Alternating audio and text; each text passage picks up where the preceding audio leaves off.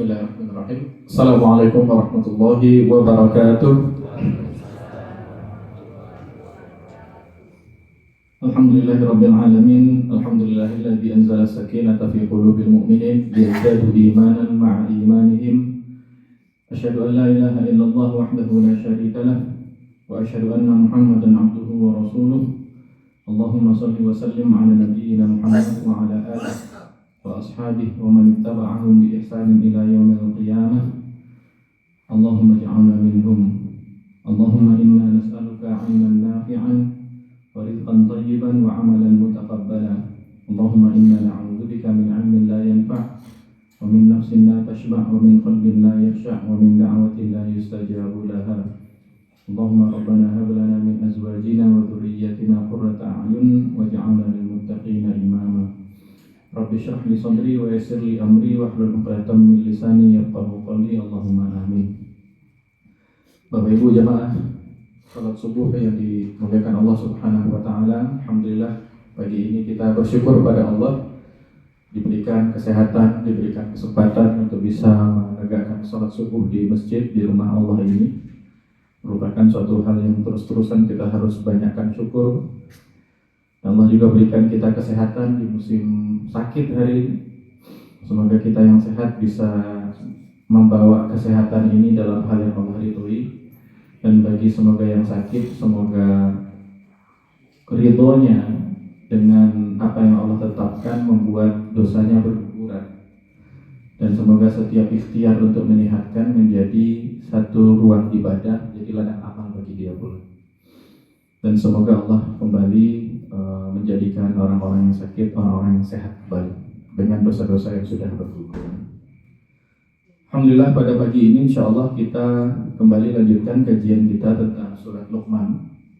Kita belajar tentang bagaimana menjadi atau bagaimana membangun sebuah keluarga, mengambil keteladanan dari Luqman al-Hakim, dari seorang ayah bernama Luqman. Dan ini sudah pertemuan keempat. Dan kita memulai dengan surat Luqman sendiri, dari surat yang dinamakan dengan beliau, surat Luqman. Dan sudah kita lewati ayat ke-12. Itu mulai pembahasan Luqman itu di ayat 12, kemudian ayat 13, dan sekarang insyaAllah kita masuk kepada ayat 14. Allah berfirman dalam surat Luqman ayat 14, A'udzu billahi minasyaitonir rajim. Bismillahirrahmanirrahim. Wa in jahadaka 'ala an tusyrika bima laysa laka bihi 'ilmun fala tuti'huma wa sahibuhuma fid dunya ma'rufa wattabi' sabila man anaba ilayya thumma ilayya marji'ukum fa unabbi'ukum bima kuntum ta'malun. Surat Luqman ayat 15, bukan 14. Yang 14 sudah kita bahas di bulan sebelumnya, pertemuan sebelumnya. Ini surat Luqman ayat ke-15. Apa kata Allah? Ayat 14 dan 15 itu masih temanya sama, tentang orang tua. Allah mengatakan di ayat 15, wa in jahadaka, ini masih tema tentang taat pada orang tua. Kata Allah, dan jika keduanya, kedua orang tua itu jahada, berjihad. Jihadnya dia bersungguh-sungguh. Untuk apa dia bersungguh-sungguh? Ala an tusyrika billah, agar kamu sang anak, agar kamu berbuat syirik. Antusyrika bi, berbuat syirik, menyekutukan aku, kata Allah. Ma laisa laka bihi 'ilmun, hal yang kamu tidak punya ilmu tentang itu. Fala tuti'huma, maka janganlah kalian taat kepada keduanya. Jangan taat untuk terkait masalah tadi, masalah syirik tadi. Tapi wasahibuhuma fid dunya ma'rufa, dan bersahabatlah dengan keduanya, bermuamalahlah dengan keduanya fid dunya, di dunia ini ma'rufa, dengan cara yang patut, dengan cara yang ma'ruf. Wattabi' sabila man anaba ilai, dan ikutilah jalan orang-orang yang telah kembali kepadaku, kata Allah. Tsumma ilayya marji'ukum, kemudian kata Allah, kepada akulah tempat kembali kalian. Fa unabbi'ukum bima kuntum ta'malun, maka aku, kata Allah, akan memberitahukan kepada kalian dengan apa-apa yang sudah kalian lakukan. Ini ayat masih berkaitan dengan ayat sebelumnya, ayat 14, Bapak Ibu semua. Dan perlu kita lihat gambaran surat ini terlebih dahulu. Di surat Luqman ini, tema tentang Luqman itu tema tentang ayah. Kita perlu penting kita lihat lagi temanya, tema tentang bapak, tentang sang ayah. Dan dari awal kita membahas bahwa dari semua status Luqman yang ada, yang Allah muliakan ternyata status dia sebagai ayah. Jadi Luqman kita baca sebelumnya di ayat 12 itu, Luqman itu ada riwayat mengatakan beliau adalah qadhi. Qadhi itu pengambil keputusan tertinggi di sebuah negara. Ya kalau negara-negara muslimin itu, qadhi itu bisa memenjarakan presiden. Qadhi. Luqman pernah jadi qadhi. Luqman juga pernah menjadi hakim. Hakim itu lebih kepada memutus perkara kalau ada masalah. Jadi ketika masyarakat ada masalah nggak ketemu, dia datang ke hakim, hakim memutuskan perkara itu. Itu hakim. Luqman juga pernah menjadi pengembala kambing. Luqman juga pernah menjadi khayyat, tukang jahit. Dan dari semua status itu yang Allah sebutkan di ayat ini, di surat Luqman ini, ternyata sosok Luqman sebagai seorang ayah. Jadi kita lihat di sini Allah berikan sorotan kepada sosok Luqman sebagai seorang ayah. Kita semua yang hari-hari kita ada aktivitas apapun, pebisnis, karyawan, pegawai, pedagang, status kita sebagai seorang orang kaya, orang terpandang dan lain sebagainya. Ternyata yang Allah lirik dari, kalau kita belajar dari surat Luqman, yang Allah lirik pertama kali dari status kita adalah saya sebagai seorang ayah. Itu pertama Allah lirik. Maka pembahasan Luqman ini dari ayat 12-13 itu pembahasan Luqman sebagai seorang bapak. Kelihatan nanti di ayat 13 Luqman memberikan nasihat pada putranya. Jadi omongan seorang ayah pada bapak. Tapi tiba-tiba di ayat 14 dan 15 Allah bahas tema yang berbeda. Jadi kalau tadi Allah ceritakan kepada kita tentang Luqman, sekarang Allah ngomong pada kita. Di ayat 13, ayat 14 Allah bicara tentang Allah berikan wasiat kepada manusia untuk berbuat baik kepada orang tuanya, bersyukur kepada Allah dan bersyukur pada orang tuanya. Itu pembahasan ayat 14. Jadi Allah katakan kepada setiap manusia untuk bersyukur kepada Allah dan bersyukur pada orang tua. Kita tahu pembahasan ayat ini Luqman sebagai bapak atau Luqman sebagai orang tua. Tapi ketika Allah bicara Luqman sebagai orang tua, di tengah-tengah Allah bahas juga nasihat kepada anak. Jadi kalau Luqman sebagai orang tua, nasihatnya buat kita orang tua. Tapi di ayat 14 dan 15 Allah bicara tentang nasihat untuk anak. Ada dua poin di sini. Yang pertama, kita perlu paham bahwa bagaimana cara kita mendidik anak itu bisa kita pelajari adalah pengaruhnya. Itu bisa jadi bagaimana interaksi kita sebagai seorang anak. Saya bapak, anak saya 3. Bagaimana saya mendidik anak saya? Itu dengan adanya ayat 14 dan 15 Allah ingatkan saya juga bahwa saya juga seorang anak, ibu saya masih ada, bapak saya sudah meninggal. Jadi untuk bisa mendidik anak dengan baik, saya juga perlu taat kepada orang tua saya. Kenapa demikian? Ini aturan Allah. Supaya kita mendidik anak dengan mudah, lebih baik, maka kita perlu taat pada orang tua. Kalau logikanya adalah anak-anak itu akan menyaksikan perbuatan kita. Anak-anak itu lebih ikut pada apa yang kita lakukan daripada apa yang kita ucapkan. Anak-anak. Kalau kita ngomong A, yang kita lakukan B, yang diikuti anak-anak adalah B. Jadi kalau seorang bapak atau seorang ibu taat pada orang tuanya, anak-anak akan melihat dan dia akan belajar. Dan ternyata kata ulama, lisanul amal lebih kuat daripada lisanul qaul. Lisanul hal lebih kuat daripada lisanul qaul. Kata ulama, ucapan yang disampaikan dengan perbuatan, jadi nggak pakai ngomong, Pak. Keteladanan itu, contoh yang diberikan itu lebih kuat daripada ceramah. Itu ulama mengatakan seperti itu. Dan kalau kita lihat sejarah Nabi semuanya, Nabi itu sebelum menyampaikan apapun, beliau sudah mencontohkan.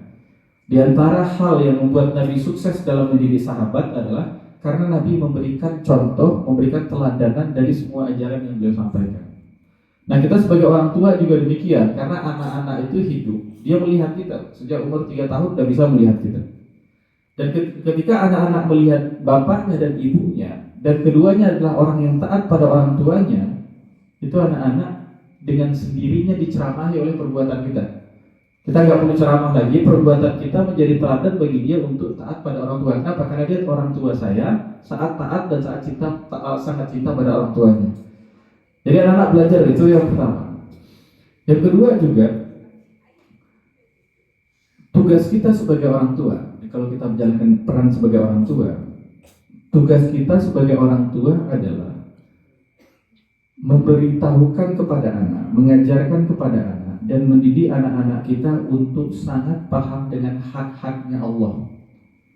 Itu Luqman di awal di surat di ayat 12, nasihat Luqman pada anaknya adalah ya bunayya la tusyrik billah. Wahai anak, jangan berbuat syirik pada Allah.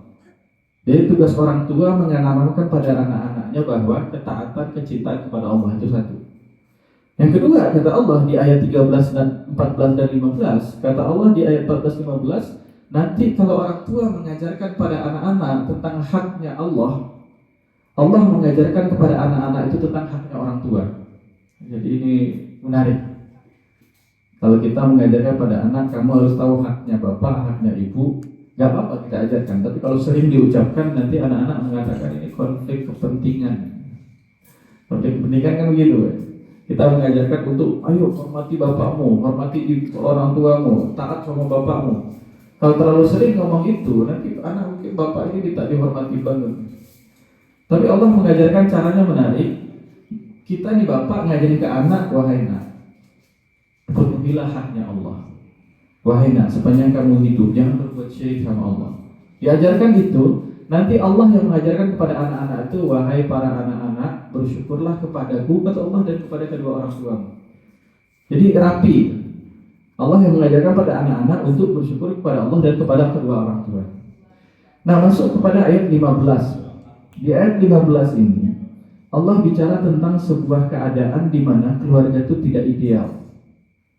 Dan ternyata kebanyakan keluarga di dunia itu lebih banyak yang tidak ideal ketimbang yang ideal. Jadi kita perlu tahu, keluarga yang banyak di dunia itu lebih banyak yang tidak ideal daripada yang ideal. Jadi kalau keluarga kita nggak ideal, nggak usah ngeluh. Allah tahu di dunia ini lebih banyak keluarga yang tidak ideal. Bahkan Allah kasih contoh keluarga yang sangat tidak ideal di level ekstrim. Dan kalau kita lihat dalam Quran juga banyak keluarga yang tidak ideal. Hampir semua tokoh-tokoh baik dalam Quran itu punya isu, punya problem di keluarga. Nabi Yakub punya problem dengan siapa anak-anaknya. Anaknya 12, satu jadi nabi, satu baik-baik aja, yang 10 problem.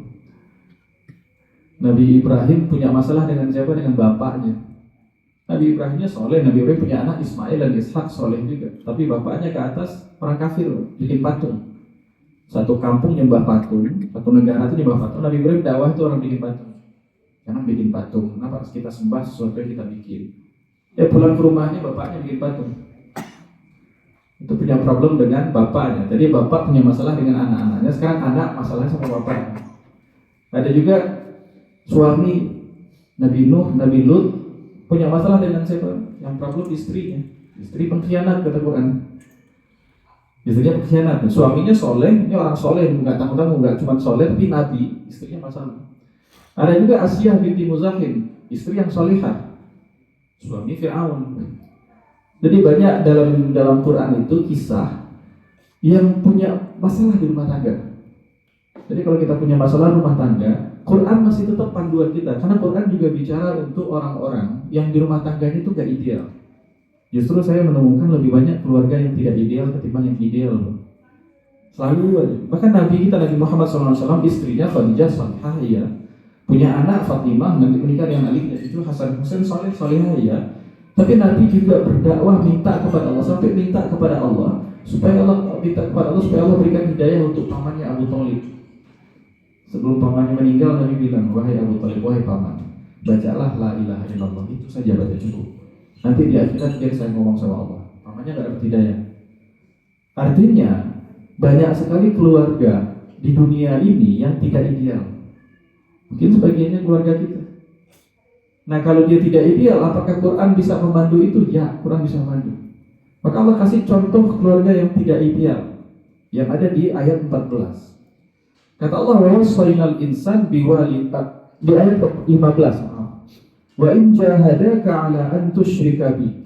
Kalau kedua orang tuamu berjihad, kita kan tahu jihad itu dilakukan oleh orang-orang Gaza, orang Palestina. Itu jihad itu siang malam, mereka nggak ada istirahat. Itu jihad. Nah, tapi kalimat jihad ini bukan melawan musuh. Kalimat jihad ini, spirit sungguh-sungguhnya, semangat sungguh-sungguhnya itu ada. Tapi perjuangannya beda. Perjuangannya apa? Ini kedua orang tua berjihad, bersungguh-sungguh dengan sangat serius untuk membuat anaknya musyrik. Berarti orang tuanya musyrik. Ya, kisah tentang seorang anak yang kedua orang tuanya itu berbuat syirik. Dan orang tuanya tidak saja berbuat syirik, dia jungkir balik, bersungguh-sungguh berikhtiar bagaimana anaknya jadi seorang yang musyrik juga. Ini sangat tidak ideal keluarga. Dan gak tanggung-tanggung, Pak. Orang tuanya itu bersungguh-sungguh untuk mengajak anaknya menjadi musyrik, berbuat syirik. Dari semua dosa yang ada, kita kumpulkan ada segala macam dosa, ada miliaran macam dosa. Nomor satunya yang paling tinggi dan paling berat itu syirik. Itu paling berat itu. Rasul mengatakan ijtanibu sab'al mubiqat. Jauhilah 7 dosa-dosa besar yang akan menghancurkan kalian kalau kalian lakukan. Nomor 1 asyirku. Nomor 2 baru sihir. Nomor 1 itu Rasul taruh nomor 1 syirik. Syirik itu dosa yang paling besar. Bahkan di ayat ke 13 kalau kita baca, nasihat pertama Luqman pada anaknya apa? Jangan berbuat syirik. Kalau kita ke orang tua, didikan pertama yang paling penting terhadap anak kita, sepanjang hidupmu itu jangan pernah menyekutukan Allah. Kenapa? Hidupmu akan berantakan. Akan bawa keluar kamu kalau kamu berbuat syirik pada Allah. Dan ternyata Allah kisahkan ini orang tua yang menyuruh anaknya berbuat syirik. Tidak cuma menyuruh, tapi sungguh-sungguh untuk mendesain bagaimana caranya anaknya berbuat syirik. Ya Allah sebutkan kisah ada keluarga seperti ini. Berarti keluarga ini yang level tidak idealnya berat sekali, benar-benar gak ideal. Kan ada keluarga tidak ideal, bapaknya Kristen, ibunya Kristen, anaknya masuk Islam. Udah segitu aja. Tapi ini bapaknya musyrik, ibunya musyrik, anaknya Islam. Bapak dan ibunya ini bersungguh-sungguh mengeluarkan semua tenaga, semua waktu, semua usaha, semua uang, dia ajak paman-paman dan sebagainya untuk membuat anaknya syirik. Ini bukan main keluarga ini. Nah, wa in jahadaka 'ala an tusyrika bima laisa laka bihi 'ilmun, dan kamu tidak punya ilmu tentang itu. Ini begini, Pak. Kadang-kadang ada orang tua. Kita bicara tentang keluarga yang tidak ideal. Orang tua itu pengen mengajarkan keburukan pada anaknya. Karena bagi orang tua itu keburukan itu kebaikan. Dia selama ini nyembah patung, dan anaknya setelah ngaji dia dapatin, kok anak saya nggak nyembah patung. Dan dia mulai ingin anaknya nyembah patung. Akhirnya dia lakukan apa? Dia mempermainkan emosional anaknya. Dia pelintir beberapa hal yang membuat anaknya gak nyaman. Itu terjadi di banyak level dan banyak kejadian. Misalnya dia bilang pada anaknya, terjadi dulu. Nah, kakekmu itu yang sudah meninggal, dulu sejak kamu bayi sampai kamu umur 13 tahun, kakekmu itu sangat sayang ke kamu. Dari bayi. Nenekmu yang sudah meninggal juga sangat sayang ke kamu. Kakek dan nenekmu itu seumur hidupnya orang yang taat menyembah patung ini. Itu akan sangat mengecewakan hati kakek dan nenekmu kalau ternyata kamu gak menyembah patung. Jadi dia gak bicara logika, dia bicaranya apa? Emosional. Itu terjadi di banyak hal. Bahkan terjadi, kata Allah, ma laisa laka bihi 'ilmun, kamu gak punya ilmu tentang itu, tapi mereka berusaha bikin kamu syirik. Terjadi di kelompok, di jamaah juga terjadi kan. Nah, kadang manusia itu dari dulu suka menggunakan dalil untuk mengejar kepentingannya. Gimana maksudnya? Misalnya saya ada keinginan punya uang, saya perlu duit misalnya, pengen beli rumah, duit nggak ada. Saya ngaji di sini karena saya ngaji di sini, saya ngisi di sini, saya mulai memelintir beberapa dalil yang akhirnya jamaah ngumpulin duit buat saya. Itu terjadi dari dulu. Orang mempermainkan pikiran orang lain, emosi orang lain dengan apa? Dengan membawa-bawa dalil. Dan orang bingung ini benar atau enggak. Dan terjadi sampai hari ini. Sampai hari ini terjadi loh. Dan Allah sebutkan kejadian ini jauh lebih berat. Kenapa? Karena yang melakukan itu orang tua kepada anaknya. Dan orang tua gak satu, dua-duanya, bapak dan ibunya berusaha memanipulasi, namanya spiritual manipulation tersebut. Dia memanipulasi anaknya supaya anaknya berbuat syirik. Berarti ini perbuatan bapak dan ibunya memang bahaya. Dia berbuat syirik saja itu dosa paling besar. Dan ini gak cuma berbuat syirik, ngajak anak kandungnya untuk berbuat syirik. Bukan ngajak, sungguh-sungguh untuk ngajak. Kata Allah, bagaimana perlakuan seorang anak jika demikian? fala tuti'huma. Jangan taat kepada keduanya. Jadi anak itu nggak boleh taat kepada bapak ibunya untuk masalah itu saja. Kalau masalah syirik itu diajak, jangan taat pada bapak ibunya. Udah, untuk masalah itu jangan taat. Tapi untuk yang lain apa? Wasahibuhuma, dan bersahabatlah dengan keduanya fid dunya ma'rufa. Di dunia ini dengan cara yang ma'ruf, dengan cara yang baik. Ini luar biasa bagaimana Allah menghargai jasa kedua orang tua. Ini Allah bicara tentang orang tua yang buruk. Dan kepada anak-anak Allah katakan, seburuk apapun orang tuamu, kamu jangan taat pada yang buruk. Kalau dia suruh syirik, syirik itu, orang tua syirik itu orang melawan Allah.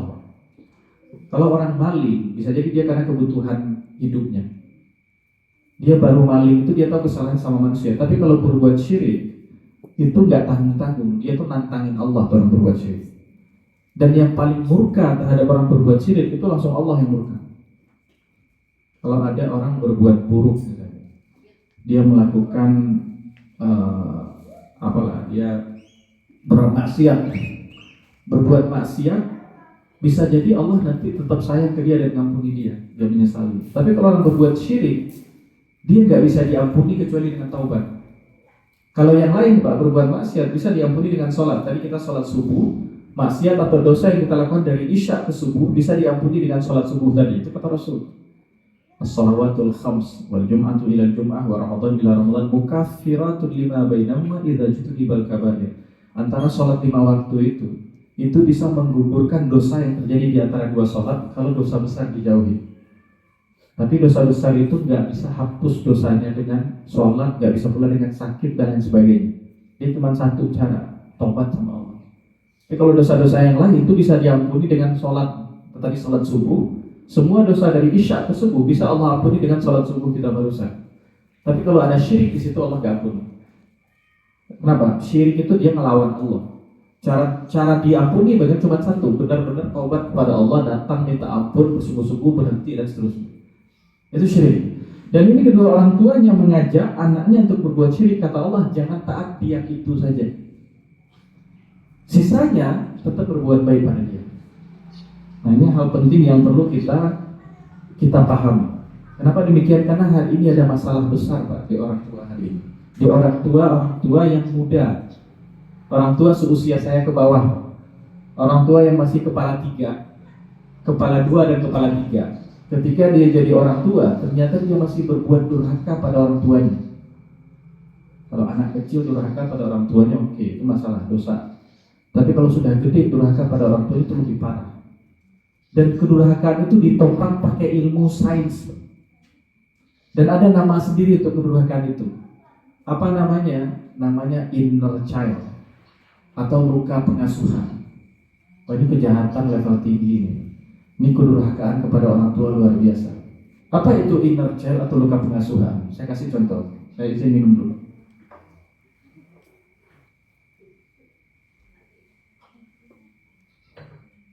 Saya ada kasus tentang orang tua. Saya guru SD. Tapi saya lebih banyak diskusi dengan orang tua murid daripada muridnya. Karena untuk mendidik anak-anak, yang perlu disiapkan bukan saja sekolah yang bagus, tapi orang tua yang bagus juga. Sekolahnya sebagus apapun, kalau orang tuanya ngajarin yang jelek, gak ada guna tuh sekolah. Sekolah jungkir balik ngajarin anak, ayo nak, kalau minum baca bismillah, minum dengan tangan kanan. 6 bulan diajarin anak minum dengan tangan kanan, dia pulang ke rumah, melihat bapaknya minum dengan tangan kiri, 6 detik saja. 6 detik itu menghabiskan pelajaran 6 bulan. Nah, itu sekolah itu saya lebih banyak diskusi dengan orang tua. Ada masalah. Ada seorang suami, seorang ayah, dia ngomong, ya Ustaz, saya maaf anak saya punya banyak masalah di kota. Kenapa? Ini penting ibu-ibu tahu. Anak itu punya banyak masalah di kota karena kata dia, karena ibunya mengatakan saya itu punya luka pengasuhan waktu kecil. Jadi nggak bisa mendidik anak dengan baik. Ini masalah besar. Masalah anak masalah kecil buat saya. Masalah besar di ibunya. Itu ibu-ibu. Anak itu soleh atau enggak soleh, pemain terbesarnya itu ibunya. Kenapa? Kita lihat Nabi Nuh Nabi Nuh itu cukup panjang diskusi anak-anak. Kenapa anaknya Nabi Nuh itu durhaka, membangkang kepada Nabi Nuh? Sebagian ulama menjawab, kata ulama, karena ibunya problem. Karena kalau ibunya problem, anaknya problem. Nabi Yakub, kan kalau saya pikir Nabi Nuh itu bapaknya Nabi, kok bisa anaknya? Kalau kita lihat ada kiai, kemudian anaknya mabok dan sebagainya, kita mulai mempertanyakan kiai itu.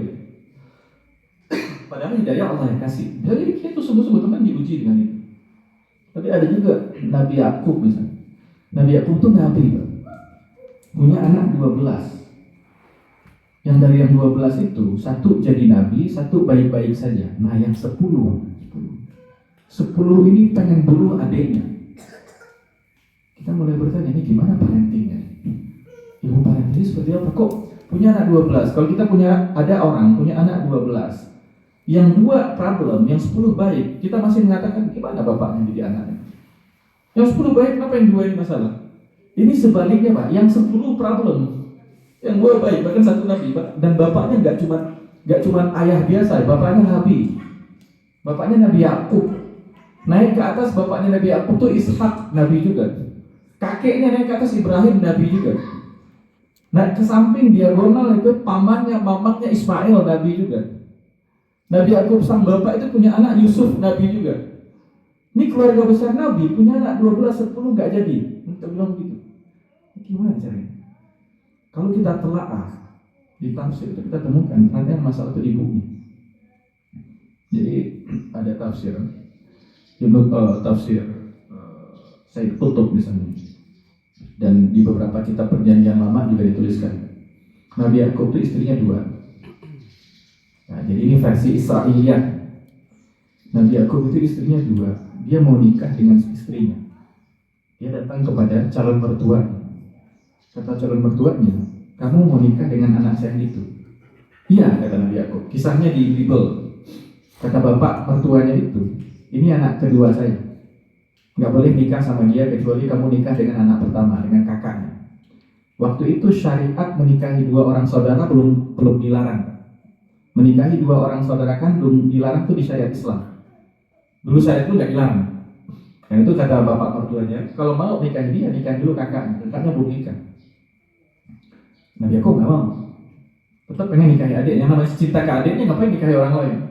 Akhirnya dibikin pernikahan. Setelah pernikahan itu pas dilihat, selesai pernikahan pas dilihat ternyata itu kakaknya. Maka Nabi Yakub jalan nikah dengan kisah di Bible, Israiliyat. Boleh dibenarkan, boleh tidak. Tapi ada inspirasi penting. Jalan menikah dengan kakaknya itu nggak lama. Kemudian beliau menikah lagi dengan adiknya. Akhirnya Nabi Yakub punya istri 2, kakaknya dan adiknya. Dari kakaknya ini lahir anak 10. Nah ini kita penting tahu kenapa bapak mertuanya pengen Yakub yang masih muda itu menikahi 2 orang anak. Karena di masyarakat itu sudah terkenal Yakub itu anak dari Ishak, Nabi. Ishak itu anak dari Ibrahim, Nabi. Dan Nabi Ibrahim dulu pernah berdoa, ya Allah saya minta setiap anak cucu saya, setiap generasi harus ada nabinya. Artinya kalau saya di bapak, saya punya anak gadis dan ada seorang anak muda yang melamar, dia anak Nabi, kakeknya Nabi, dan kakeknya pernah berdoa setiap anak keturunan saya harus ada Nabi ya Allah, maka saya kasih anak perempuan saya semuanya. Kenapa? Nanti saya punya cucu Nabi. Jadi emang saya punya 1 cucu Nabi, maka anak perempuan ini terobsesi supaya dari rahim saya lahir Nabi. Nikah dengan yang pertama. Yang pertama itu nikah dapat 10 anak, nggak ada jadi Nabi. Jadi nikah dengan pertama, nggak lama nikah dengan yang kedua. Tapi dari yang pertama dapat anak 10, dan yang kedua udah bertahun-tahun nikah nggak punya anak sama sekali. Masalahnya dari yang nomor 1 ini dapat anak 10, dilihat sama Nabi Yakub, nggak ada anak saya jadi Nabi. Kita kan kalau sangat paham di satu bidang, kita tahu siapa yang bisa bekerja di bidang itu, siapa yang enggak. Kalau saya atlet sepak bola misalnya, atlet yang sangat jago sepak bola, pemain Persib unggulan misalnya, saya lihat anak-anak main bola di lapangan, saya tahu mana yang punya bakat bola, mana yang enggak. Sebenarnya kalau ini enggak, ini cuma nendang-nendang doang, nah ini punya bakat. Kan gitu Pak, saking ahli. Nabi Yakub itu melihat anak-anaknya 10 itu enggak ada bakat jadi Nabi. Karena beliau sendiri Nabi. Tiba-tiba istrinya yang kedua hamil dan melahirkan 2 anaknya, 1 Yusuf, yang kedua Bunyamin.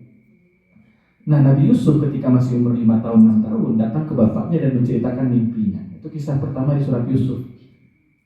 Nah, ketika menceritakan mimpinya, bagian ini dikisahkan dalam Quran. Yang saat tadi saya sebutkan disebutkan dalam Bible, Perjanjian Lama. Tapi sebagian ulama mengutip itu.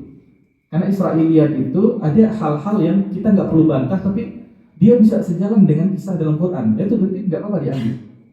Nah, yang kedua, yang ketika istri yang kedua ini punya anaknya ketika umur 5 tahun cerita ke bapaknya tentang mimpinya. Di situ Nabi Yakub langsung mendeteksi yang ini jadi nabi. Masalahnya, dua istri ini berlomba-lomba. Ini kembali ke versi Bible.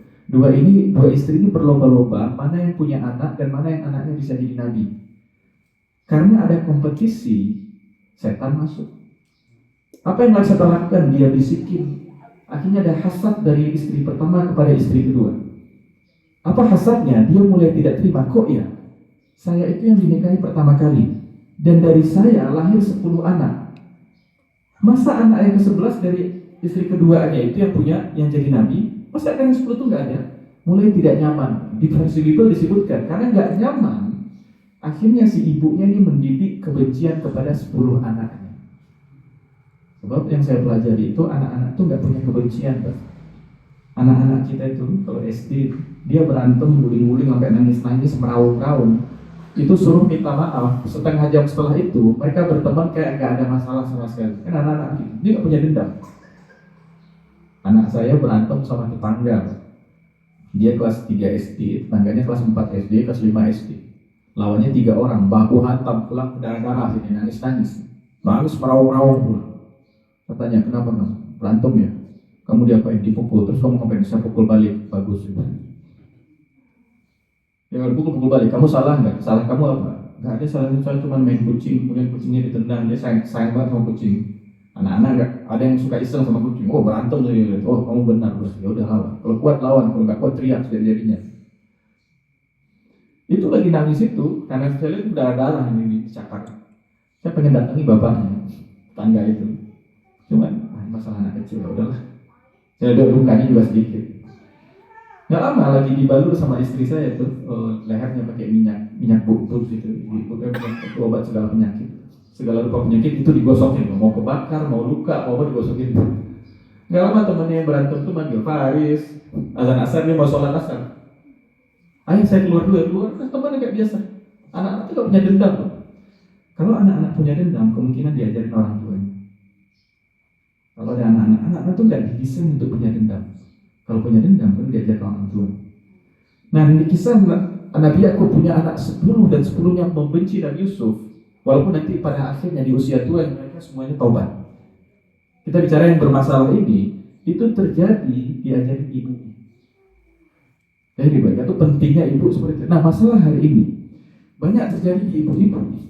Ketika dia mendidik anaknya atau ketika dia punya masalah itu dia lemparkan kepada orang tuanya. Saya nggak bisa mendidik anak saya dengan baik. Saya nggak bisa rahmat, nggak bisa sayang, nggak bisa cinta pada anak saya. Kenapa? Karena saya punya luka pengasuhan.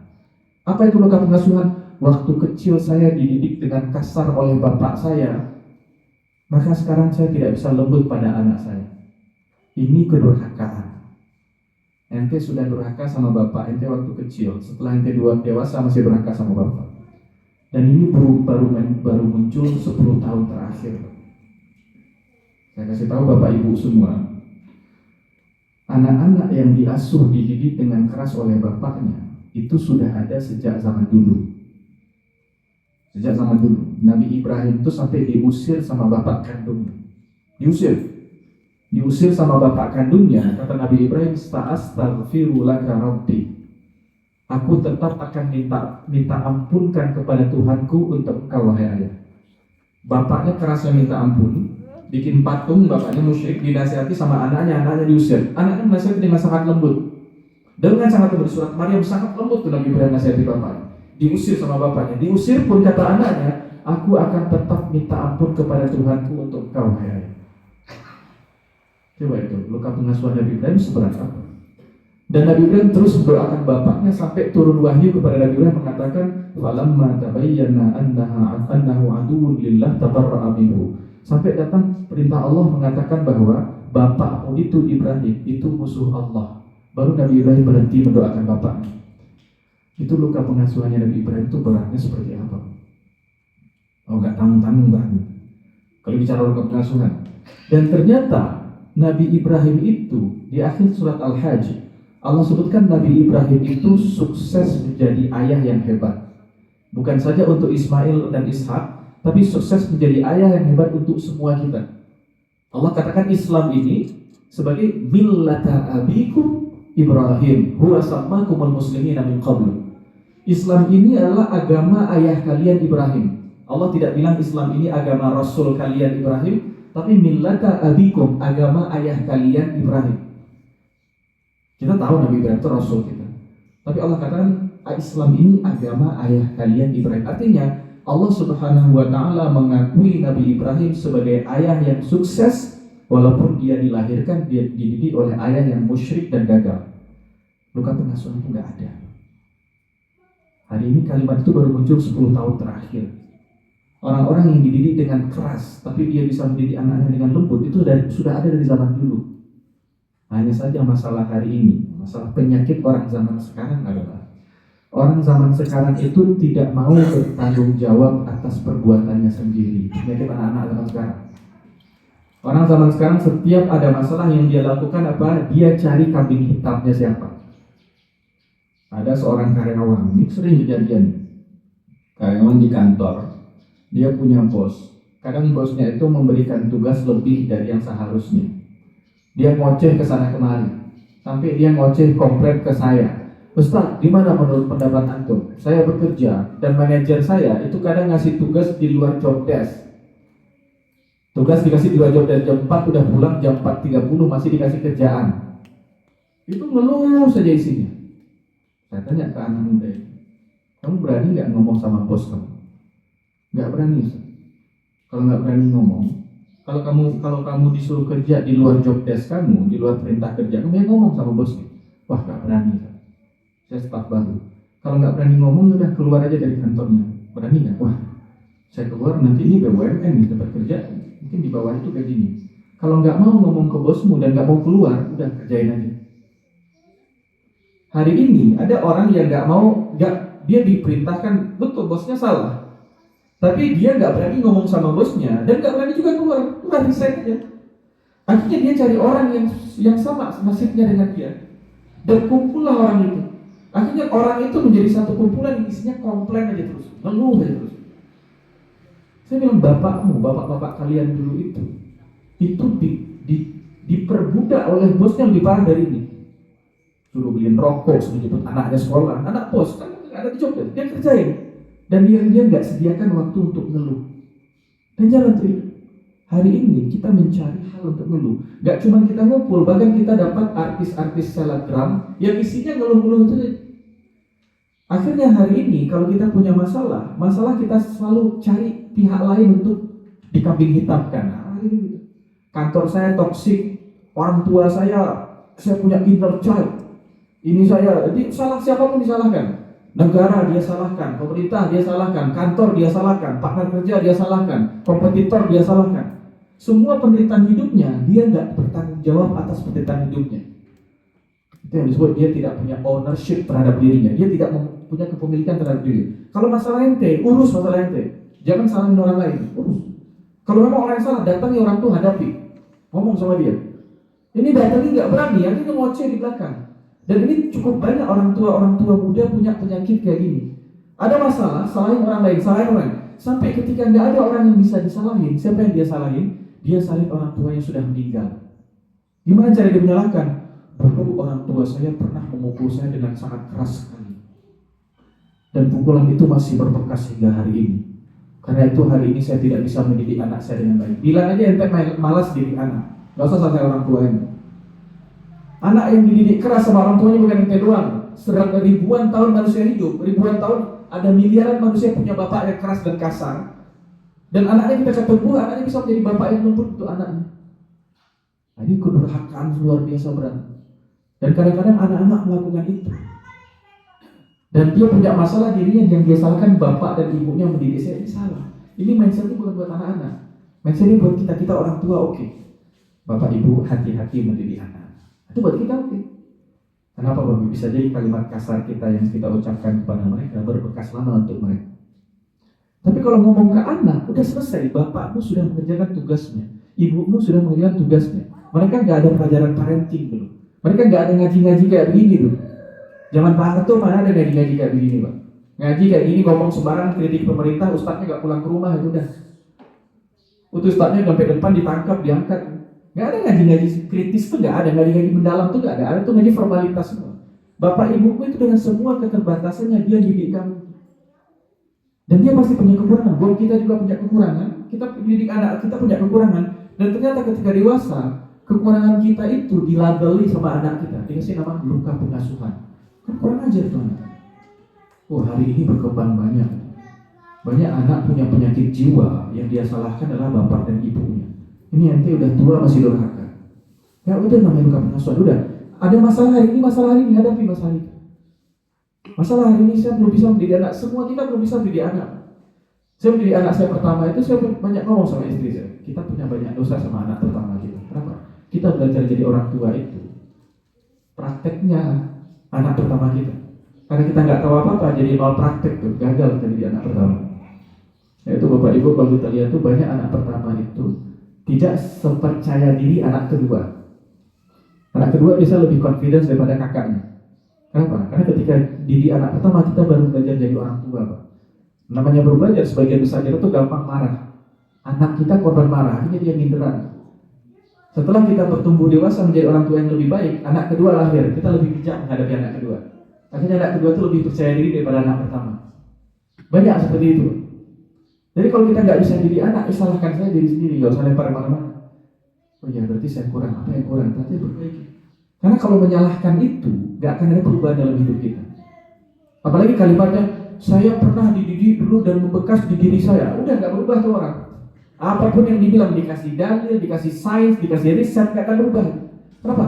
Kan itu udah nempel. Itu di masa lalu. Kalau mau berubah, balik ke masa lalu, 30 tahun yang lalu, ngomong sama bapaknya misalnya. Artinya orang ini balas berubah, tapi cari alasan. Alasannya apa? Nyalahin bapak ibunya. Nah di akhir ayat Allah katakan, di akhir ayat 15 ini kata Allah, "Tsumma ilayya marji'ukum fa unabbi'ukum bima kuntum ta'malun." Kata Allah, kalian semua. Tadi Allah ngomong kepada anak, sekarang Allah ngomong kepada semua kita. Kalian semua tempat kembali kalian kepadaku, kata Allah. Kita akan kembali kepada Allah. Dan Allah katakan di akhir, "Fa unabbi'ukum bima kuntum ta'malun." Semua perbuatan kalian hari ini di akhirat nanti akan saya ceritakan semuanya. Ada orang hari ini yang dia membungkus kemalasannya untuk berubah dengan alasan bapak dan ibunya mendidik dengan cara yang gak baik. Kata Allah, nanti di akhirat saya akan buktikan yang salah bapak ibu kamu atau memang kamu yang pemalas. Fa'unabbi'ukum bima kuntum ta'malun. Aku akan beritahukan kalian tentang perbuatan kalian semuanya. Jadi bicara orang tua kita bisa-bisa saja. Kenapa saya kayak begini ya? Karena orang tua saya didik saya dulu kayak begitu ya. Anak mulai nyalahin orang tuanya. Kata Allah, nanti di akhirat kamu akan tahu yang sebenarnya. Kamu cuma mengkambing hitamkan orang tuamu. Apakah memang orang tuamu yang salah atau kamu saja malas berubah diri? Penyakit anak-anak sekarang. Ada istilah inner child, ditopang oleh sains. Saya pikir ini sainsnya kurang ajar. Yang bikin ini orang durhaka semua. Bapak ibunya udah berusaha mendidik, dia punya kekurangan. Allah bilang ini bapak ibumu mengajakmu dan memaksamu berbuat syirik. Kata Allah, yang itu jangan taat, yang lain kita berbuat baik. Setidaknya bapak ibu kita itu punya jasa apa? Genetik mereka ada di tubuh kita. Ada kebaikan yang kita punya hari ini, saya yakin kebaikan itu dimiliki oleh bapak dan ibu saya pertama kali. Itu disalurkan pada saya. Saya menumpang di rahimnya sekian lama, menyusahkan itu kuliah. Dan ketika saya menumpang itu bapak saya juga di pikiran juga. Kita nggak tahu permasalahan bapak ibu kita. Ada orang hari ini dari dia kecil bapaknya nggak ada, masih hidup cuma nggak bertanggung jawab katanya. Kita nggak tahu apa yang dihadapi bapaknya di zaman itu. Kita nggak pernah tahu. Kita kan ada masalah sama teman, kita nggak tahu apa yang teman itu hadapi. Sampai dia punya sudut pandang yang berbeda. Kita masih hidup sezaman dengan dia. Bayangkan dengan bapak kita 30 tahun yang lalu, kita melihat dia tidak bertanggung jawab. Kita nggak pernah tahu apa permasalahan yang dia hadapi di zaman itu, sehingga dia nggak bertanggung jawab. Misalnya dia masalah berat yang dia nggak bisa ceritakan pada istri. Lari untuk lari, bisa kan? Setiap orang punya masalah. Nah hanya saja kita suka menyalahkan orang tua. Quran mengatakan enggak. Kalau mereka punya salah dan mengajakmu berbuat syirik, jangan taat bagian itu. Sisanya tetap berbuat ma'ruf. Taat pada orang tua itu tidak ada batasnya. Batasnya cuma satu mungkin kalau boleh disebut. Apa batasnya? Kalau mereka nyuruh berbuat dosa, jangan taat. Itu bukan batasan taat pada orang tua, taat pada siapapun begitu. Taat pada bos di kantor, kalau nyuruh berbuat maksiat, jangan taat. Dan sisanya tetap sama orang tua itu tetap berbakti. Seterbatas apapun, sekurang apapun orang tua tetap berbakti. Dan Allah mengatakan, saya akan ceritakan semua itu nanti. Ada anak mungkin selama hidupnya tidak merasakan jasa orang tua. Ketika dia kecil dititip ke orang lain, setelah dia SMA, kuliah, kerja, usaha dan sebagainya, bisnis kaya, orang tuanya dua-duanya balik ke dia, minta maaf ke dia, sudah berbakti pada orang tua. Kata Allah, nanti di akhirat Allah akan balas semua itu. Dan terakhir Rasul mengatakan, kata Rasul, orang yang mendapati orang tuanya di hari tua bersama dia dan itu tidak memasukkan dia ke dalam surga, itu orang yang paling merugi. Kenapa? Karena masuk surga lewat pintu orang tua itu sangat gampang. Dan kita dapati orang tua bersama kita dan kita nggak masuk surga lewat pintu itu orang yang kata Rasulullah ini orang apes banget, rugi banget. Artinya ada pintu surga yang sangat lebar terbuka untuk kita melewati apa? Melewati berbakti pada orang tua. Begitu Bapak Ibu semuanya, wallahu a'lam bishawab. Assalamualaikum warahmatullahi wabarakatuh.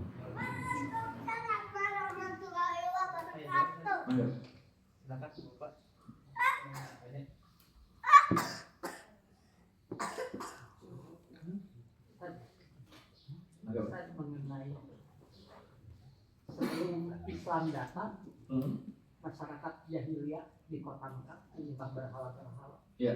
Apakah dosanya itu akan diampuni atau tidak oleh Allah Subhanahu wa taala yang kalau makan sembah berhala? Iya, Pak.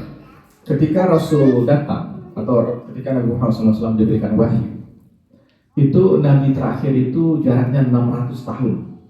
Nabi Isa meninggal 600 tahun setelah itu baru Nabi Muhammad lahir. Waktu 600 tahun itu dalam sejarah disebut dengan Fatratul Minar Rasul, waktu kekosongan Rasul. Jadi dari sejak Nabi Adam sampai Nabi Muhammad, itu setiap zaman selalu ada Nabi. Selalu ada Nabi atau Rasul setiap zamannya. Bahkan ada yang 2-3 Nabi. Di surah Al-Kahfi kita lihat ada 3 Nabi. Nabi Musa berjalan mencari gurunya. Gurunya Nabi Khidir. Dia berjalan ditemani sama asistennya. Asistennya Yusha bin Nun. Itu 3 Nabi dalam satu zaman. Bani Israel itu paling banyak Nabi. Tapi ada momen di mana kekosongan Nabi, nggak ada Nabi sama sekali. Kenapa Allah utus Nabi setiap generasi? Kalau nggak utus Nabi setiap generasi itu akan digelincirkan oleh setan dan akan menjadi musyrik. Tapi ada zaman di mana 600 tahun nggak ada Nabi belas sama sekali. Wah, setan main di sana. 600 tahun, 6 abad itu waktu yang cukup dan sangat lama. Kita kalau nggak ngaji sebulan saja, kita merasa ini udah jauh banget saya sama Islam. Cuma sebulan gak ngaji, gak pernah ngaji, gak pernah ada khutbah Jumat. Itu udah mulai, bayangin 600 tahun, berapa generasi. Di 600 tahun itu, ilmu itu menjadi hilang. Akhirnya karena ilmu hilang, keteladanan juga hilang. Karena Rasulullah sudah tidak diutus, maka muncullah kemusyrikan. Atau manusia hidup dengan cara perasaannya saja. Nah, orang-orang yang tidak tahu bagaimana cara menyembah Allah dengan benar, akhirnya dia menyembah Allah dengan perasaan saja. Apakah orang ini berdosa atau tidak? Nanti di akhirat orang ini akan diuji lagi. Jadi kita nggak bisa mengatakan mereka nggak berdosa. Di akhirat, di antara adilnya Allah, mereka akan tetap diuji. Bagaimana Allah menguji? Allah akan uji mereka, di antaranya adalah Allah akan tanyakan kembali kepada mereka, ketika kamu berbuat syirik atau ketika kamu menyembah patung, ada tidak bagian dari dirimu yang menolak itu? Oh, ada. Dan kemudian bagian dari menolak itu berdiskusi nggak dengan logikamu, dengan akal, berdiskusi, ini kok patung disembah? Kenapa kamu masih sembah patung? Nah, dia akan bertanggung jawab, tetap bertanggung jawab. Karena itu untuk orang-orang yang hidup di zaman itu, dia tetap harus bertanggung jawab terhadap perbuatannya. Allah akan tanya lagi. Dia nggak bisa beralasan, saya nyembah patung ya Allah karena 600 tahun Nabi nggak dikirim. Memang Nabi nggak ada, tapi Allah tetap berikan hati nurani pada kita. Ya misalnya hari ini di daerah pedalaman Cina sana yang tidak ada internet, kan ada orang yang masih nyembah pohon misalnya. Oh, dia gak kenal Islam sama sekali. Pedalaman Cina sana, dia gak punya internet, gak kenal Islam belas sama sekali. Apakah nanti di akhirat dia masuk neraka atau masuk surga? Belum tentu. Di akhirat dia tetap ditanya sama Allah. Karena Allah tanamkan tauhid di setiap diri seseorang. Tauhid yang ditanamkan itu namanya fitrah. Tauhid itu yang mengatakan tadi, kayaknya kalau pohon disembah nggak benar, pasti Tuhan itu ada. Itu namanya Hanafiyatus Samhah. Kalau orang sekarang agama Hanafiyah, agama yang sesuai dengan fitrahnya manusia. Agama itu dibolehkan ketika Nabi gak turun. Nah itu keyakinan yang dianut oleh ibunda kita Khadijah, Abu Bakar As-Siddiq, beberapa sahabat lainnya. Dia tidak ikut nyembah patung yang dari Mekah. Dia tahu patung ini gak ngasih manfaat, gak ngasih mudarat. Tapi masalahnya Tuhan yang benar itu saya nggak tahu juga. Tapi saya tahu alam semesta ini ada penciptanya. Dan pencipta itu pasti satu. Kalau dua pasti dia berantem. Pencipta A pengen ini hujan, pencipta B pengen ini panas. Akhirnya berantem di langit. Pasti satu. Itu fitrah manusia akan mengatakan itu. Nah, nanti fitrahnya itu yang akan ditanya di akhir. Sama kayak kita. Ada orang bikin dosa, bikin maksiat. Dia nggak pernah belajar pesantren, nggak pernah belajar fikih. Ketika bikin maksiat dia beralasan, saya kan nggak pernah belajar agama. Saya jauh dari agama. Dan saya studinya juga di Amerika. Maka saya jatuh ke maksiat ya wajar, kan nggak paham apa-apa. Enggak, nanti di akhirat akan ditanya, ketika kamu bikin maksiat, ada nggak kamu merasa salah di situ? Setiap kita tuh kalau mau maling, Pak, baik kita belajar fikih ataupun nggak belajar fikih, tiap orang kalau mau maling itu gemetaran. Dan kita gemetar, dia tahu bahwa saya nggak diciptakan untuk maling. Setiap orang mau bikin maksiat, baik dia belajar agama ataupun nggak pernah belajar agama sama sekali, pertama kali bikin maksiat pasti takut. Kanan ke kiri, ini aman nggak? Ketakutan itu kan sebenarnya teguran dari Allah. Dia ambil, dia tangkap deh. Kalau dia punya rasa itu terus, ya udah sekali ini aja buang, sama Allah tetap dihukum. Ya tetap nanti di akhirat orang itu akan diuji kembali tentang sebenar-benarnya seperti apa. Kalau sekarang dia boleh aja, kalau siapa nggak tahu. Dulu itu ada kisah seorang perempuan dikasih sama gurunya buku tentang hijab. Dia nggak mau baca. Kenapa? Kalau saya baca buku tentang hijab, saya nggak pakai hijab, nanti saya berdosa. Dia nggak baca, tetap nanti tanya dia kira, kenapa kamu nggak baca? Lalu kenapa kamu nggak belajar? Oh, saya nggak mau belajar ilmu parenting. Kenapa? Nanti cara pendidik saya salah, nanti Allah akan menghukum saya. Jadi saya kalau nggak punya ilmunya, saya didik dari cara saya aja, nggak apa-apa. Dia kira akan ditanya, kenapa nggak belajar? Tahu kan ada ilmunya, kenapa nggak dipelajari? Tetap nanti kita nggak bisa menghukum, karena bukan tugas kita menghukum, tapi nanti Allah yang akan memberikan keadilan seadil-adilnya. Dan keadilan Allah sangat luar biasa. Itu pentingnya bagi kita untuk husnuzon sama Allah. Karena husnuzon kita kepada Allah itu akan memberikan ampunan Allah nanti di akhirat. Begitu Pak Allah.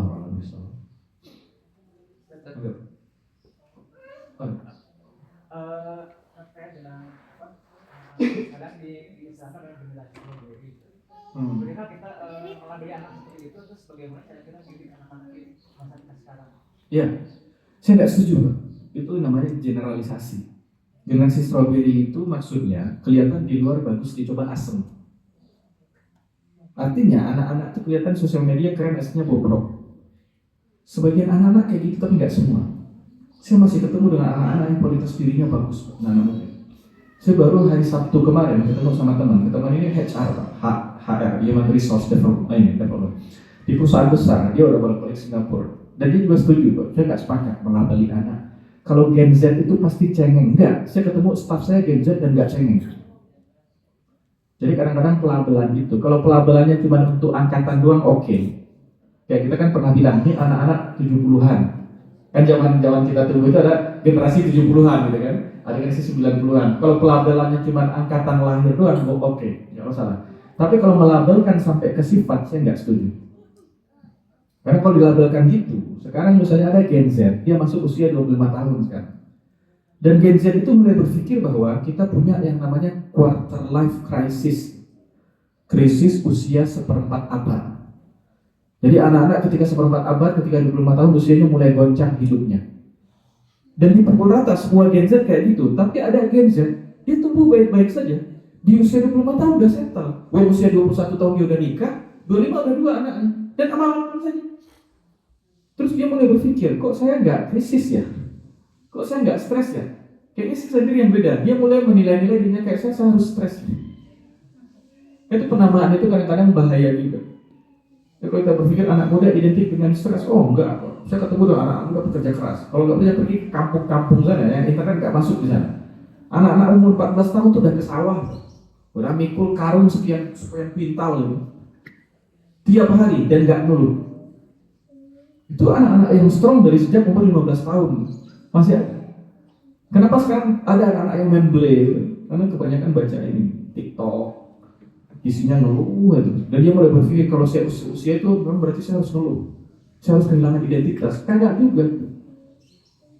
Nah itu salah satu, saya melihat itu salah satu cara Yahudi untuk meracuni pikiran kita. Apa yang dilempar oleh Yahudi keluar, dia tidak dipikirkan ke anak-anak. Yahudi itu punya masyarakat namanya kibbutz. Kibbutz itu kampung-kampung kecil, anak-anak dididik di situ dan nggak ada internet. Saya tidak menentang internet, Pak. Saya juga main sosial media. Dia tidak, tapi yang dilempar ke sosial media apa? Anak-anak muda identik dengan stres, anak-anak muda identik dengan tekanan, anak-anak muda yang kehilangan identitas. Karena Indonesia identitas apa yang hilang? Jangan KTP, agama apa? Islam. Suku apa? Sunda. Suku apa? Jawa. Hidung pesek, rambut hitam, kulit agak gelap. Identitas apa yang mau ditanyain? Kalau Barat kehilangan identitas, jelas dia nggak punya agama. Itu ketika mereka matang, mereka mulai berpikir kritis. Ini hidup tujuannya apa? Dan mereka memisahkan kehidupan dunia dengan agama. Akhirnya mereka kehilangan identitas hidup. Karena stres itu pertanyaan yang sangat butuh jawaban. Ini hidup mau ngapain? Itu pertanyaan mendasar. Yang ketika pertanyaan itu muncul dan kita nggak bisa jawab, itu bisa gila tuh orang. Nah, anak-anak Barat itu ketika mereka sudah mulai mapan, terus mereka dapatkan harta dan kekayaan itu mereka pakai mabuk dan sebagainya. Mereka setelah mabuk itu berpikir, ini kekayaan ini nggak bikin saya bahagia. Ini hidup ini tujuannya apa? Nah, itu baru masalah. Baru mereka kehilangan identitas karena nggak punya agama. Mereka punya trauma dengan Kristen. Nah, penyakit di Barat dibawa ke Timur. Hilang identitas itu masalah. Nah, itu kalau untuk mengatakan sifat saya nggak setuju. Tapi kalau cuma sekedar mengelompokkan, milenial anak-anak kelahiran 2000, Gen Z anak-anak kelahiran 90-an, Gen Y anak-anak kelahiran 80-an. Cuman kalau angka kelahiran, cuman data lahirnya saja. Dulu kita melakukan itu juga kan. Kelahiran 70-an ini, yang angkatan 70-an, yang angkatan 40-an, angkatan 65. Itu cuma angka saja nggak masalah. Tapi kalau kita identikkan milenial pasti sifatnya gini, itu salah. Karena mengeneralisir. Dan mengeneralisir dengan sifat negatif loh, itu bahaya. Sementara Allah dan Rasulnya di Quran itu Allah kalau bicara anak muda, Allah bicara anak muda itu selalu positif.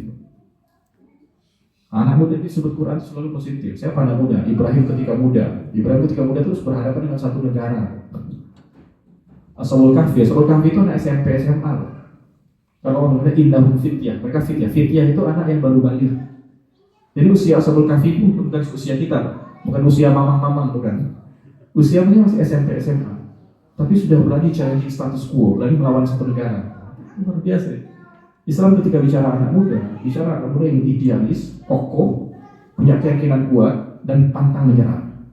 Hari ini dunia kalau bicara anak muda, cengeng, gampang mengeluh, akhirnya anak muda yang kokoh pun mengatakan kayaknya iya juga ya. Karena generalisasi itu. Jadi kalau untuk penamaan angkatan saja, cuma angkatannya oke. Tapi kalau dikatakan sifat di situ saya nggak setuju. Apalagi strawberry generation. Generasi strawberry itu kelihatannya bagus, akhirnya lenyap. Dia tuh bagus, suaranya terang, pink, ketemu hijau, diinjek plek, gak bisa apa-apa. Wah, itu penghinaan. Anak muda itu gak kayak gitu. Anak muda itu, saya lihat ya, yang cengeng-cengeng itu karena dia gak duduk dengan orang yang lebih tua saja. Kita perlu ambil peran, apalagi di masjid ini. Anak muda SMP, SMA, kuliah. Kita yang sudah kepala 3, kepala 4 duduk sama mereka tuh kelihatan senior. Sekalinya duduk sama senior, diceramahin dulu. Itu mereka gak nyaman dengan bagian gua ini, ceramah dulu gitu. Duduk aja jadi abang yang asik lah. Sekarang kan abang yang asik itu hilang kan. Duduk aja, duduk si abang asik. Dia ngomong bola biarin aja, ngomong apa biarin. Tapi nggak ngomong maksiat, dengerin aja. Kita kadang-kadang kan ngomongin persib, kamu di masjid di rumah Allah ngomongin persib. Akhirnya nggak mau tuh orang-orang ngomong sama kita. Kalau ustadznya baru ngomong kita jangan dihukumin. Gak apa-apa itu apa yang saya suka beneran. Anak-anak itu hari ini anak muda itu kenapa memble? Karena dia ngumpul seangkatan dia dan dia diracun dengan apa yang di sosial media. Mereka tuh terpapar sosial media semua. Di sosial media apa diidentikan anak muda itu krisis identitas, ngeluh, gampang menyalahkan lingkungannya toksik. Dan akhirnya dia nggak bertanggung jawab terhadap diri. Nggak ada lingkungan toksik itu nggak ada. RT yang lemah. Itu kadang-kadang anak muda itu perlu duduk sama kita angkatan tua. biar pelan-pelan dia belajar. Sama saya juga gitu dulu zaman kuliah.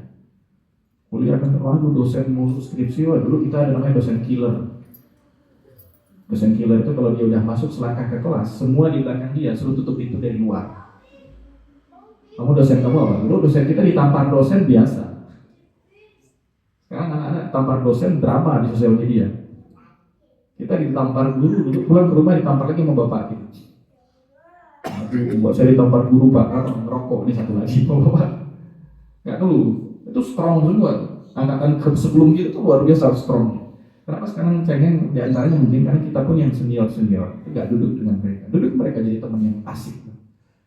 Karena kebanyakan kita kan kalau udah ngaji udah nggak asik. Sering pak, saya punya grup alumni, ada satu teman yang udah ngaji, wah itu isi ceramah mulu sampai orang-orang tuh bikin grup lagi yang gak ada dia. Jadi orang-orang soleh itu dianggap tidak asik.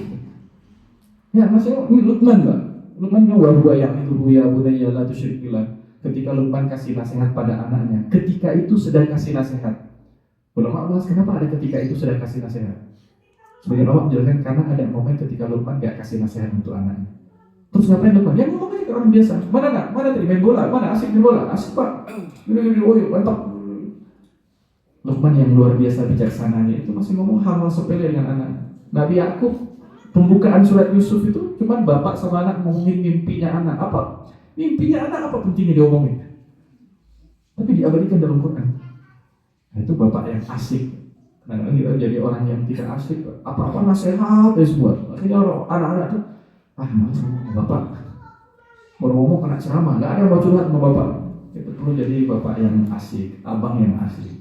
Kalau kesalahan-kesalahan kecil anak muda pak, kesalahan kita juga lebih besar ya. Karena kita berharap ada kepentingan lebih besar. Apa kepentingan lebih besar? Dia mau nongkrong di masjid. Tapi nongkrong cuma ngobrol aja ya, lebih baik daripada dia nongkrong di pos ronda mana gitu. Nongkrong di bengkel mana nggak tahu gitu. Diajarin mabuk, diajarin macam-macam. Ini nongkrong di masjid. Ya kan agak ribet-ribet dikit nggak apa-apa. Setidaknya dia punya memori masa muda di masjid. Di hari tua ketika dia nyasar, dia ingat. Dulu saya dapat kebahagiaan itu ceritanya Tengku Wisnu. Tengku Wisnu itu kenapa dia taubat itu? Salah satunya dia bilang di Aceh itu dulu saya tuh nggak punya uang, tapi saya dapat kebahagiaan di masjid. Setelah saya kaya di Jakarta, duit banyak, tertenaran, saya nggak pernah mendapatkan kebahagiaan yang saya dapatkan dulu. Akhirnya saya cari lagi kebahagiaan itu di masjid. Hijrah beliau sendiri. Jadi memori masa kecil yang indah itu perlu ada. Kalau memori nggak ada di masjid, akhirnya nongkrong di mana-mana nggak jelas. Ribet-ribet dikit nggak apa-apa, nggak masalah ribet-ribet. Jadi menamakan satu kelompok masyarakat dengan nama tertentu itu salah. Gimana pun Pak, kayak kita kan mengatakan misalnya ada istilah apa?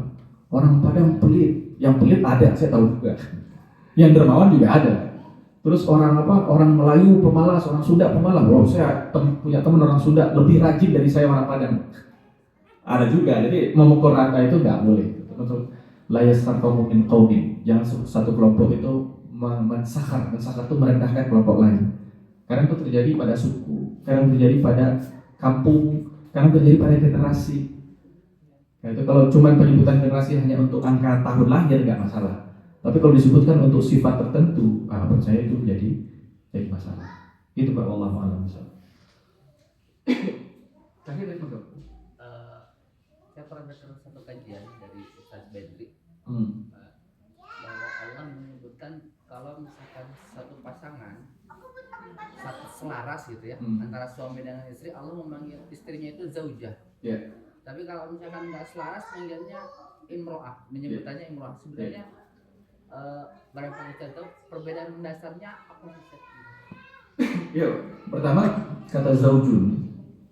Kata zaujun itu artinya pasangan yang selaras. Karena Quran menggunakan kata imro'ah. Imro'ah itu pasti ada yang perbedaan yang sangat mendasar. Misalnya Allah bicara tentang Imra'atu Fir'aun, istrinya Fir'aun. Fir'aunnya masuk neraka, istrinya pasti masuk surga. Atau Allah bicara tentang Imra'atu Imran. Imra'atu Imran itu ibunya Maryam, suaminya Imran. Kenapa disebut Imra'ah? Apakah mereka tidak selaras? Sebenarnya mereka sama-sama soleh, tapi suaminya di alam lain, istrinya di alam lain. Gitu. Kalau untuk suami kadang bahasa Arab menggunakan kata ba'alun, min bu'ul atau ba'al itu dari suami. Tapi ketika dia selaras, Quran berkata zauj. Itu selaras kata zauj itu. Dan di situ juga makna bahwa kita bapak-bapak semua di rumah tangga kita dan istri itu selaras. Nah, ini perlu kita pahami. Istri itu, suami itu nggak lebih mulia daripada istri. Sebagaimana istri juga tidak lebih mulia dari suami. Tapi, perlu penting tahu-tahunya. Tapi rumah tangga itu, keluarga itu sebuah organisasi. Dan setiap organisasi, kalau kita masuk organisasi manapun, di sekretariatnya pasti ada organogram. Organogram itu penasehat siapa, bawahnya ketua, bawahnya wakil ketua, sampingnya sekretaris, bendahara, terus kepala divisi, kan ada. Setiap organisasi pasti ada tabel jabatannya itu. Untuk organisasi bernama keluarga juga ada tabel jabatannya. Yang isi tabel jabatannya langsung Allah, biar kita nggak ribet. Kenapa kalau Allah nggak kasih langsung? Sampai sekarang Barat itu masih berdebat. Di Barat masih berdebat yang mimpin keluarga itu suami apa istri sih? Sampai hari 2025 masih berantem mereka. Udah berapa miliar manusia hari ini masih berantem kan? Quran langsung menentukan pemimpinnya suami, istri taat ke suami. Udah.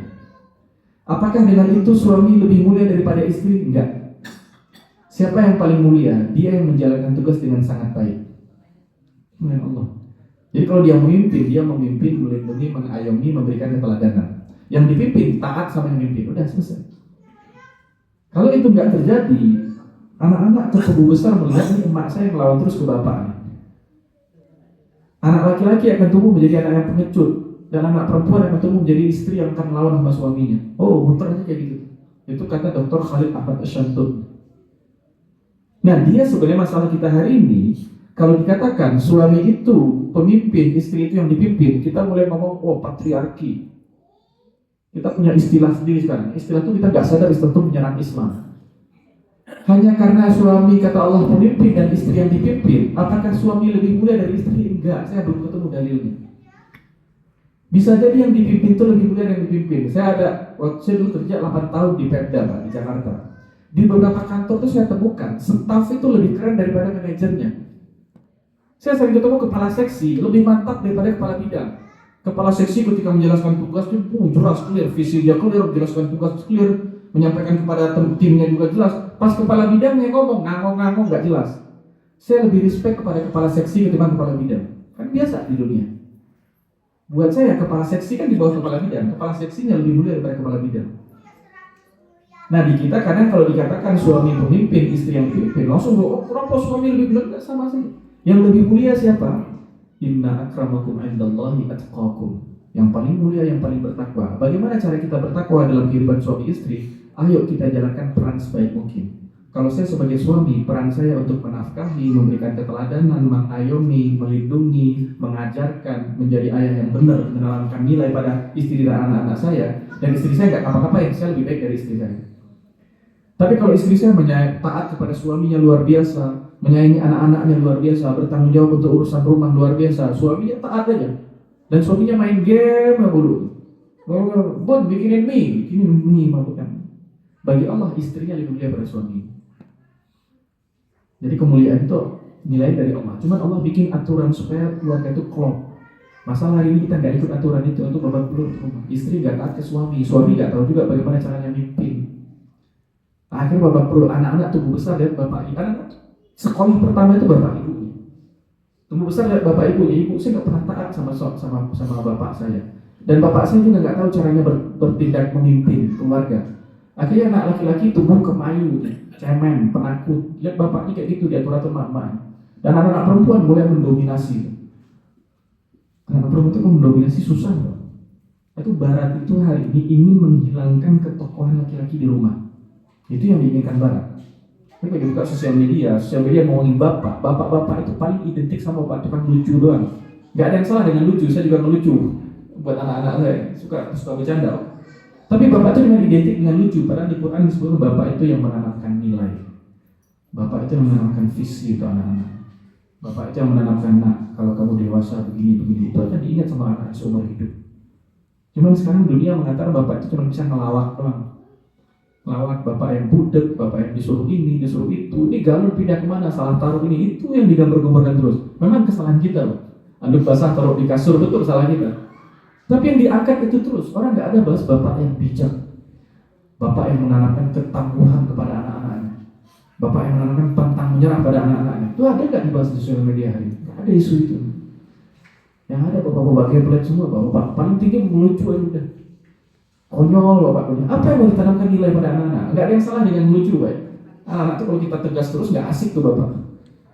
Tapi bapak itu kita perlu tanamkan ini bapak yang menanamkan nilai kehidupan pada anak-anak. Bapak-bapak yang mengajar pada anak untuk ngambil tanggung jawab. Kalau salah kita ngaku salah. Bapak-bapak yang mengajar pada anak untuk berjuang menghadapi itu hilang sekarang. Dan ketika itu hilang, anak-anak dipandu oleh gak jelas di sosial media. Keteladanan sosial medianya, bedaan antara imra'ah, ba'al dan zauj itu adalah ketika disebut zaujun itu biasa setara. Tapi ketika disebut dan keluarga itu Allah sebutkan setara. Wa min ayatihi an khalaqa lakum min anfusikum azwaja.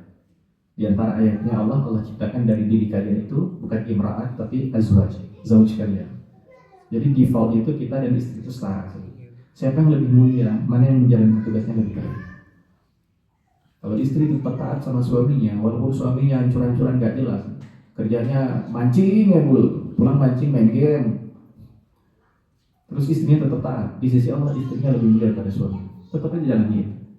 Nanti doa terus, kan ada kalian dulu gitu, doa terus. Nanti anak-anak laki-lakinya ketika melihat ibunya tetap taat sama bapaknya, anak laki-laki yang tumbuh besar kemudian akan mengatakan, saya nggak mau menjadi bapak kayak bapak. Dan anak perempuan akan belajar menjadi ibu yang sesungguhnya kayak gitu. Ibu yang mengabdi pada suaminya dengan hati, yang mendidik anak-anak dengan hati. Walaupun keluarga timpang, tetap nanti anak-anak akan mengambil teladan. Kan banyak kejadian. Bapak ibunya potong panting kerja sana kerja sini, dia yang cari nafkah, suami diem baik, mancingnya tiap hari. Kerjanya ngapain? Cuma nganterin istrinya pagi berangkat kerja, nanti sore dia bekerja. Dia ngapain? Nggak ngapa-ngapain. Kalau istrinya tetap bertahan sama suaminya, dia sudah taat saja. Kita taat aja. Gak usah merasa tinggi. Anak-anak itu akan belajar dan Allah akan biarkan Allah yang memberikan hidayah untuk anak-anak. Jika anak-anak kecil belajar, dia akan mengatakan, saya akan besar nggak mau kayak bapak saya. Karena saya ketemu dengan anak seperti itu. Saya habis kajian seperti ini, habis itu datang saya, Ustaz, waktu saya kecil bapak saya kayak begitu. Dan sejak itu saya bertekad kalau saya jadi suami, saya nggak mau kayak bapak saya. Lalu saya belajar ilmu ini, apa yang penting saya? Oh, dia belajar serius. Kenapa dia bisa begitu? Karena dia dapetin ibunya, nggak pernah mengeluhkan bapaknya. Anak-anak ketika tumbuh dewasa dia mulai berpikir. Karena itu tugas suami istri yang harus tahu dan dijalankan semaksimal kita, semampu kita. Allah juga nggak maksa kita. Yang kita mampu saya dijalankan. Nah, beda zaujun itu dia setara. Dan itulah pernikahan sebenarnya. Tapi nanti Quran menyebutkan tidak pakai kata zaujun karena kondisi keluarganya nggak setara. Bisa jadi yang satu sudah meninggal, yang satu masih hidup. Bisa jadi yang satunya kafir, yang satunya soleh. Tinggal sana Allah beri kata imrah. Begitu Pak, Allah a'lam bishawab. Cukup Pak ya? Baik Bapak Ibu semua, kita cukupkan. Semoga Allah berikan bimbingan buat kita. Kembali saya ingatkan, tugas kita tidak menjadi orang tua yang ideal, karena orang tua yang ideal sudah meninggal 1400 tahun yang lalu. Sisanya adalah kita orang tua yang karena kita berbuat baik dan kita berbuat salah. Tugas kita adalah satu, kita belajar mengilmui, dan yang kedua adalah kita berupaya untuk memperbaiki diri walaupun kecil, nggak ada masalah. Dan Allah melihat semua ikhtiar itu. Jadi kita nggak diminta untuk jadi ayah yang ideal, ibu yang ideal, enggak. Kita diminta menjadi orang tua yang terus berprogres menjadi lebih baik. Walaupun sedikit nggak masalah, yang penting ada progres. Mudah-mudahan di akhir usia kita Allah wafatkan kita dalam keadaan terbaik kita. Demikian wallahu a'lam bishawab. Mohon maaf jika ada salah dan kurang. Wassalamualaikum warahmatullahi wabarakatuh.